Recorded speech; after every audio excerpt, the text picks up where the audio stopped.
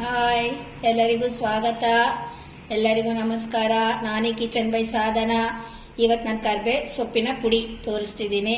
ಅದಕ್ಕೆ ಬೇಕಾಗಿರೋದು ಕರಿಬೇವು, ಒಣಕೊಬ್ಬರಿ, ಮೆಣಸಿನ್ಕಾಯಿ, ಹುಣಸೆಹಣ್ಣು, ಉಪ್ಪು, ಬೆಲ್ಲ ಇಷ್ಟು ಬೇಕಾಗಿರೋದು. ಇದಕ್ಕೆ ಉದ್ದಿನಬೇಳೆ ಎಕ್ಸ್ಟ್ರಾ ಡಿಫ್ರೆಂಟ್ ಅಂದರೆ ಇದರಲ್ಲಿ ಉದ್ದಿನಬೇಳೆ ಹಾಕೋಬೇಕು. ನೋಡಿ ಆ ಸ್ಪೂನಲ್ಲಿ ನಾನು 4 ಸ್ಪೂನ್ ಅಷ್ಟು ಉದ್ದಿನಬೇಳೆ ಹಾಕ್ಕೊಳ್ತೀನಿ. 1 2 3 4 ಸ್ಪೂನ್ ಅಂದರೆ 3/4 ಕಪ್ ಅಷ್ಟು ಬಂತು. ಚಿಕ್ಕ ಕಪ್ಪಲ್ಲಿ 3/4 ಕಪ್ಪು ಉದ್ದಿನಬೇಳೆ ಬಂತು. ನೋಡಿ, ಉದ್ದಿನಬೇಳೆ ಆದರೂ ತಗೊಳ್ಳಿ, ಉದ್ದಿನ ಗೋಲ ಆದರೂ ತಗೊಳ್ಳಿ, ಏನಾದರೂ ತಗೊಳ್ಳಿ, ಈ ಥರ 3/4 ಕಪ್ ಅಷ್ಟು ಹಾಕ್ಕೊಳ್ಳಿ. ಇದನ್ನ ನಾವು ಫಸ್ಟ್ ರೆಡಿಶ್ ಬ್ರೌನ್ ಆಗಿ ನಾವು ರೋಸ್ಟ್ ಮಾಡ್ಕೋಬೇಕು. ನಾನು ಮಾಡ್ಕೊಂಡಿದ್ದೀನಿ ನೋಡಿ, ಈ ತರ ಕೆಂಪುಗೆ ಮಾಡ್ಕೋಬೇಕು.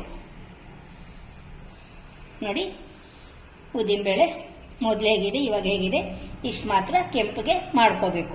ಇವಾಗ ಈ ಕೆಂಪಗೆ ಮಾಡ್ಕೊಂಡಾಗಲೇ ನಿಮ್ಗೆ ಟೇಸ್ಟ್ ಬರುತ್ತೆ, ಗಮ್ ಅಂತ ಇರುತ್ತೆ, ಇಲ್ಲ ಹಸಿ ಹಸಿ ವಾಸನೆ ಇರುತ್ತೆ. ಹಾಗಾಗಿ ಉದ್ದಿನಬೇಳೆನ ಸ್ವಲ್ಪ ಚೆನ್ನಾಗಿ ವಿತೌಟ್ ಆಯಿಲ್ ಫ್ರೈ ಮಾಡ್ಕೊಳ್ಳಿ. ಆಮೇಲೆ ನೋಡಿ, ಕರಿಬೇವು ಸೊಪ್ಪು ಇದು ನಾನು ಒಂದು 10 ರೂಪಾಯಿಗೆ ಅಷ್ಟು ತಗೊಂಡು ಕರಿಬೇವು ಸೊಪ್ಪನ್ನ ಬಿಡಿಸ್ಕೊಂಡು ತೊಳೆದು ಒಂದು ಟವಲ್ ಮೇಲೆ ಒರೆಸ್ಬಿಟ್ಟು, ನಾವು ಚಪಾತಿ ಮಾಡಬೇಕಾದಾಗ ಚಪಾತಿ ಈ ಥರ ತಟ್ಟೆನಲ್ಲಿ ಹಾಕ್ಕೊಂಡು ಗ್ಯಾಸ್ ಸ್ಟವ್ ಕೆಳಗೆ ಇಟ್ಬಿಡಿ. ಚಪಾತಿ ಎಲ್ಲ ಬೆಂದಾದ್ಮೇಲೆ ಚಪಾತಿ ತವ ಮೇಲಿಡಿ. ಆವಾಗ ಇದೇ ಥರ ಕ್ರಿಸ್ಪಿ ಈ ಥರ ಆಗತ್ತೆ. ಆದಾಗ ನಾವು ಪೌಡರ್ ಮಾಡ್ಕೊಳ್ಳೋಕೆ ಈಸಿ ಆಗುತ್ತೆ. ಈಗ ನಾನು ಇಷ್ಟು ಮಾತ್ರ ಕರಿಬೇವು ಸೊಪ್ಪಿಗೆ ನಾನು ಒಂದು ಚಿಕ್ಕ ಕಪ್ಪಷ್ಟು ಫುಲ್ ಕೊಬ್ಬರಿ ತಗೊಂಡಿದ್ದೀನಿ, ಒಣ ಕೊಬ್ಬರಿ, ಸ್ವಲ್ಪ ಬೆಲ್ಲ, ಸ್ವಲ್ಪ ಹುಣಸೆ ಹಣ್ಣು. ನೋಡಿ, ಒಂದೆರಡು ಎಳ್ಸಷ್ಟು ಹುಣಸೆಹಣ್ಣು ಏನು ಜಾಸ್ತಿ ಬೇಕಾಗಲ್ಲ. 1-2 ಎಳ್ಸು ಹುಣಸೆ ಹಣ್ಣು ತಗೊಳ್ಳಿ. ಒಣಮೆಣಸಿನ್ಕಾಯಿ 12 ಒಣಮೆಣಸಿನ್ಕಾಯಿ ತಗೊಂಡು 2 ಬ್ಯಾಡಗೆ ಮೆಣಸಿನ್ಕಾಯಿ ತಗೊಂಡಿದ್ದೀನಿ, ಗುಂಟೂರು ತಗೊಂಡು ಪ್ಲಸ್ ಬ್ಯಾಡಗೆ ತಗೊಂಡಿದ್ದೀನಿ. ರುಚಿಗೆ ತಕ್ಕ ಅಷ್ಟು ಉಪ್ಪು. ಮೊದಲು ನಾವು ಫಸ್ಟು ಕರಿಬೇವು ಸೊಪ್ಪಿನ ಪೌಡರ್ ಮಾಡ್ಕೋಬೇಕು. ಆಮೇಲೆ ನಾವು ಇದೆಲ್ಲ ಹಾಕೊಂಡು ಪೌಡರ್ ಮಾಡ್ಕೋಬೇಕು. ಈಗ ನಾನು ಮಾಡ್ತೀನಿ, ನೀವು ನೋಡಿ. ಸ್ನೇಹಿತರೆ, ಅಷ್ಟು ಕರಿಬೇವು ಹೋಗಿ ಎಷ್ಟು ಕರಿಬೇವಿನ ಸೊಪ್ಪು ಪುಡಿ ಆಗಿದೆ ಅಂತ ನಿಮ್ಗೆ ಗೊತ್ತಾಗ್ತಿದೆಯಲ್ಲ, ಇಷ್ಟು ಕರಿಬೇವು ಸೊಪ್ಪು ಪುಡಿ ಆಗಿದೆ. ಈ ಕರಿಬೇವು ಸೊಪ್ಪನ್ನ ಪುಡಿ ಮಾಡ್ಕೊಂಡಿದ್ದೀನಲ್ಲ, ಈಗ ನಾವು ಒಣಮೆಣಸಿನ್ಕಾಯಿ, ಹುಣಸೆಹಣ್ಣು, ಒಣ ಕೊಬ್ಬರಿ ಎಲ್ಲ ಹಾಕೊಂಡು, ಉದ್ದಿನಬೇಳೆ ಹಾಕ್ಬೇಡಿ, ಮತ್ತು ಉದ್ದಿನಬೇಳೆ ಉಳಿಸ್ಕೊಳ್ಳಿ. ಫಸ್ಟ್ ಇದು 4 ಹಾಕಿ.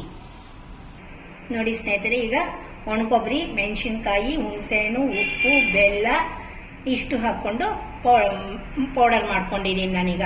ಈಗ ಇದಕ್ಕೆ 1/2 ಇದಿದೆ. ಈಗ ಕರಿಬೇವು ಸೊಪ್ಪಿನ ಪೌಡರ್ ಇದೆಯಲ್ಲ, ಇದಕ್ಕೆ 1/2 ಪೌಡರ್ ಇದಾಗಿದೆ ನಮಗೀಗ. ಈಗ ನಮ್ಮ ಜಾರಲ್ಲಿ ಈ ತರ ಇರುತ್ತೆ. ಇದಕ್ಕೆ ಈಗ ನಾವು ಉದ್ದಿನಬೇಳೆ ಹಾಕೊಂಡು ಮಾಡಿದ್ವಿ ಅಂದ್ರೆ ಚೆನ್ನಾಗಿ ಬರುತ್ತೆ. ಅದ್ರ ಜೊತೆಗೆ ಖಾರ ಎಲ್ಲ ಫುಲ್ ಬರುತ್ತೆ. ಇನ್ನೊಂದು, ಉದ್ದಿನಬೇಳೆ ಸ್ವಲ್ಪ ರವೆ ತರ ಮಾಡ್ಕೊಳ್ಳಿ. ಚಿರೋಟಿ ರವೆಗಿಂತ ಸ್ವಲ್ಪ ಫೀಲ್ ಆಗೋ ತರ, ಈ ಕೈಗೆ ಫೀಲ್ ಆಗ್ಬೇಕು ರವೆ, ಆ ತರ ಪೌಡರ್ ಮಾಡ್ಕೊಳ್ಳಿ. ತುಂಬಾ ನೈಸ್ ಪೌಡರ್ ಮಾಡ್ಕೋಬೇಡಿ. ನೋಡಿ ಸ್ನೇಹಿತರೆ, ಕರಿಬೇವಿನ ಸೊಪ್ಪು ಪುಡಿ, ಇದು ಒಣ ಕೊಬ್ಬರಿ, ಖಾರ, ಉಪ್ಪು, ಬೆಲ್ಲ, ಹುಣಸೆಹಣ್ಣು ಇದು ಮಿಕ್ಸ್ ಮಾಡ್ಕೊಂಡಿರೋದು, ಇದು ಉದ್ದಿನ ಪುಡಿ ಮಾಡ್ಕೊಂಡಿರೋದು, ಉದ್ದಿನಬೇಳೆ ಪುಡಿ. ಇವಾಗ 3 ಇಷ್ಟು ಆಗಿದೆಯಲ್ಲ, ಇದನ್ನ 3 ನಾವು ಮಿಕ್ಸ್ ಮಾಡ್ಕೋಬೇಕು. ಈ ತರ ತಟ್ಟೆ ಎಲ್ಲ ಹಾಕಿ ಆದ್ರೂ ಮಿಕ್ಸ್ ಮಾಡ್ಕೊಳ್ಳಿ, ಇಲ್ಲ ನೀವು ಇನ್ನೊಂದ್ಸತಿ ಜಾರ್ಗೆ ಹಾಕೊಂಡು ಮಿಕ್ಸ್ ಮಾಡ್ಕೊಳ್ತೀನಿ ಅಂದ್ರೂ ಪರವಾಗಿಲ್ಲ. ಈ ತರ ಮಿಕ್ಸ್ ಮಾಡ್ಕೊಂಡ್ರೆ ತುಂಬಾ ಟೇಸ್ಟ್ಫುಲ್ ಆಗಿರುತ್ತೆ. ಕರಿಬೇವು ತುಂಬಾ ಒಳ್ಳೇದು, ಮೈಗೂ ಒಳ್ಳೇದು, ಕಣ್ಣಿಗೆ ಒಳ್ಳೇದು, ಎಲ್ಲರಿಗೂ ಒಳ್ಳೇದು ಗೊತ್ತು. ಎಲ್ಲರಿಗೂ ಎಲ್ಲ ಏನ್ ಪದಾರ್ಥ ಏನಕ್ಕೆ ಒಳ್ಳೇದು ಅಂತ ಎಲ್ಲರಿಗೂ ಗೊತ್ತು. ಹಾಗಾಗಿ ಕರಿಬೇವಿನ ಸೊಪ್ಪು ಪುಡಿ ಮಾಡಿ ತುಂಬಾ ಟೇಸ್ಟ್ ಆಗಿರುತ್ತೆ, ಘಮ್ ಅಂತ ಇರುತ್ತೆ, ತುಂಬಾ ಚೆನ್ನಾಗಿರುತ್ತೆ. ಆಮೇಲೆ ಇನ್ನೊಂದೇನು, ಇದೇ ಸೇಮ್ ಥಿಂಗ್ಸ್ ನೀವು ಪುದೀನ ಪೌಡ್ರು ಮಾಡ್ಕೋಬಹುದು.